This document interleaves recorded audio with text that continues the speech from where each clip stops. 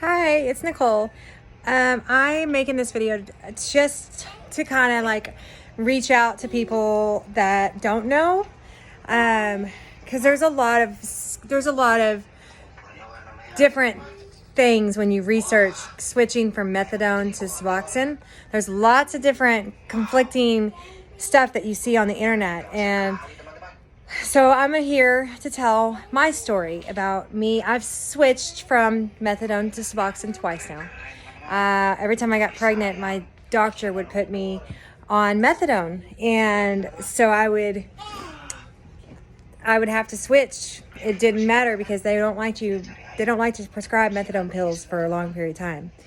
So my first go around, I was on Suboxone for 4 years before my first switched to to methadone. I got pregnant. It was 2014, and it wasn't even a question. Immediately he switched me to methadone, and I was scared because I didn't know how the change would be from Suboxone to methadone. That's easy. You basically just start taking the pill, and it just starts kicking whenever the receptor stuff starts falling off your brain, you start feeling the methadone. It was an easy switch there. So my first pregnancy, I took 40 milligrams of methadone the whole time, and I was with a doctor. I wasn't going through a clinic. But anyways, after I had the baby, he didn't have, thankfully, he didn't go through withdrawal.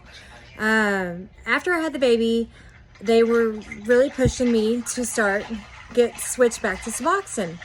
So I was like, okay, but then I got pregnant again, so they kept me on the methadone. Well, I ended up losing that baby at 26 weeks, and it was really, really, really hard. So after I lost that baby, I knew I needed to really push myself and get off the methadone. I was on 40 milligrams as well with that pregnancy. I will say this, that I was 16 weeks into my pregnancy, and someone had stolen my pill bottle out of my car because I had it. It wasn't showing. It was in my purse. Someone had gone through my purse and they took my methadone. I had like probably like 30 pills left. But anyways, they took it. So what do you do there? Because you can't go in early for methadone that early. They have this law now where any prescriber, any doctor can prescribe anyone a 3-day script for their methadone or Suboxone in case something happens. So I knew that was in place, and I knew that my doctor could prescribe it. Well, I called my OB and told him that it got stolen and that I would be going in withdrawal shortly or soon, and I was scared. And they basically told me if the withdrawal got too bad to go to the ER. They didn't help me out. They didn't prescribe me anything. Didn't tell me anything, just told me if it got too bad to go to the ER. So I was out of methadone for, I think, 5 days before my doctor finally said, well, why don't you just come in here? We'll give you what you need, which was great. My doctor, I should have just went to them originally. So I started trying to find a new OB because I was furious. I was so upset. Like, how can you just sit there and tell me you're going to have to just wing it out? And if it gets bad, go to the ER. Anyways, so a few weeks after that, or I guess it was a few weeks after that whenever I stopped noticing movement. It was probably 6 weeks after. But it always makes me wonder if methadone had anything to do with that. But getting off topic. Okay, so switching to Suboxone from methadone. I guess after I lost the baby, I took maybe 2 or 3 months to try to wing myself down as much as I could, because to be honest, I was taking like 60 milligrams a day, 60 to 80 at this point. I was using it where I shouldn't have been abusing it. So I was on like 60, 70 milligrams besides the 40, not the 40. I was not on 40. I was taking too many. So I finally decided, let's just do the switch. I'm tired of messing with the methadone because it just makes me want more. So I told my doctor, they sent me home with a Suboxone. And I thought I was on a low enough dose it would be fine. but I was taking 60 or 70 milligrams. I will tell you that, I won't lie. So after, I think 70 milligrams was one of the last one I took. And then I waited 73 hours. I was in mild, very, very, very mild withdrawal. Okay, you can have one. Sorry. I was in very mild withdrawal, but not withdrawal I should have been to take it. 73 hours, and I had he was almost 1 year old that depended on it's like he always slept with me and everything. I had him, but my husband was here. He was going to take care of everything. And I remember it was the night that Michael Jackson movie premiered. That was the night I switched. So I took a little bitty piece of the Suboxone, maybe like 1/4. Suboxone, my bad. And it didn't do anything. I didn't feel anything. So I was thinking maybe this is good news. Because I waited a couple hours before I went in there and took the whole thing. I didn't feel anything. I couldn't tell any difference from that little bitty piece of Suboxone. So after taking the whole pill, I come back in here and I sit down and I'm watching the movie, and then I start feeling real hot.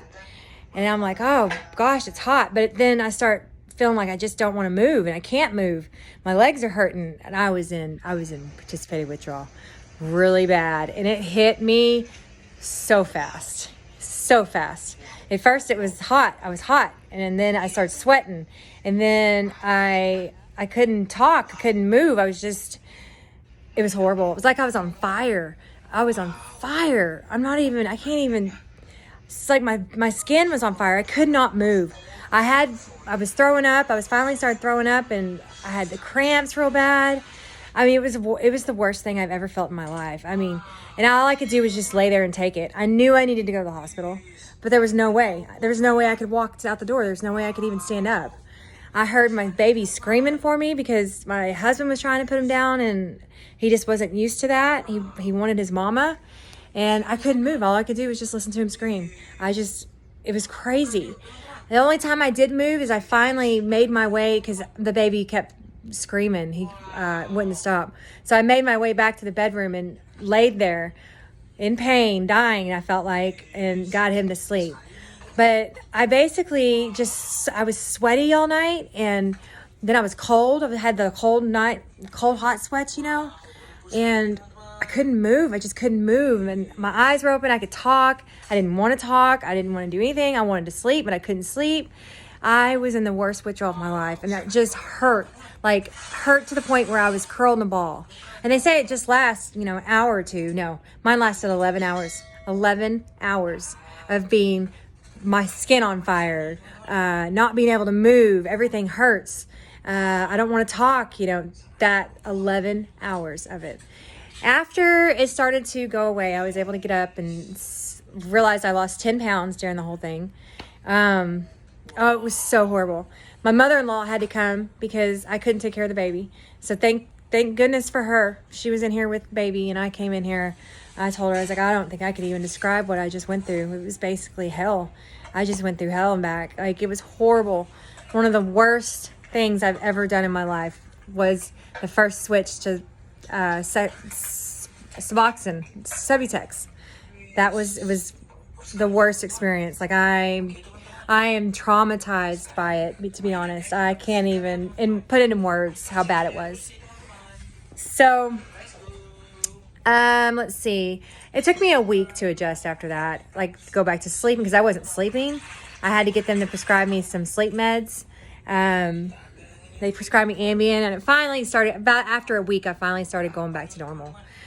My normal, going to sleep without medicine, not being all fidgety, not being all weird, not having sweats or anything, because it kind of had some kickback sweats afterwards. Anyways, so this was probably I probably did this in June, May or June. November, we found out we were pregnant again, this time with twins. So here we go again, switched to methadone. I was like, why? I was so upset when they switched me to methadone this time, because of what I went through. It was horrible. I just know I have to go through it again. Just don't know in my mind, am I strong enough to do this again? Well, this methadone time, I was pregnant with my twins, and so I had to go to a clinic because I needed 140 milligrams, not 40 milligrams. It was a lot, but I ended up, after I had the babies, they had me, let's see, after I had the babies, they had it where I just came in once a week to get my meds, which was great. And I got real bad postpartum depression after the babies, and my doctor put me on a benzo, and I failed for the benzo at the clinic, and they told me that I was no longer able to grab my meds once a week. I'd have to come in every day if I was going to be on a benzo. So I had to figure out something because that was not going to work. So I went back to my doctor and got back on the 40 milligrams, knowing in my mind that I'm going to be trying to switch over soon. I think I 6 months maybe at my doctor's. No, probably more like 3 at my doctor's, and then until I told him that I was ready to try to get it, because I was winging myself down from 40.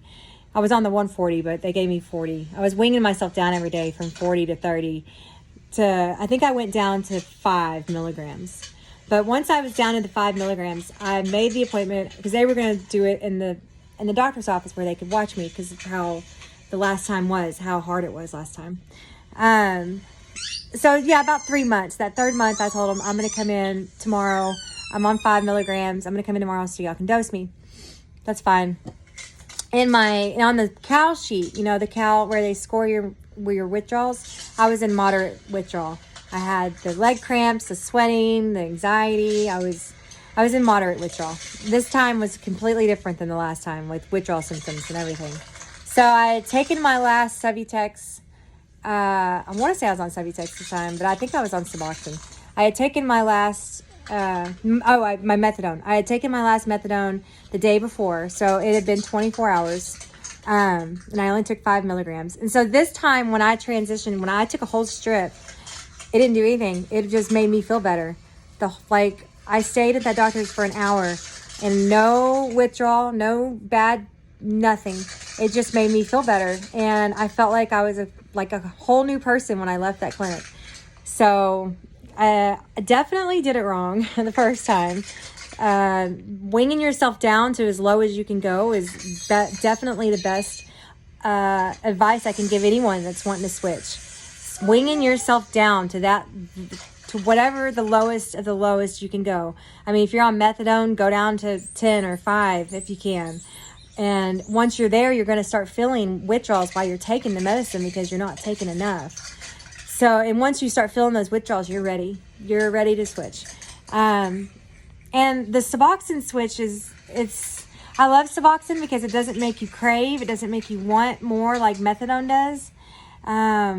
So yeah, that's both of my stories, and I hope that it helps someone because,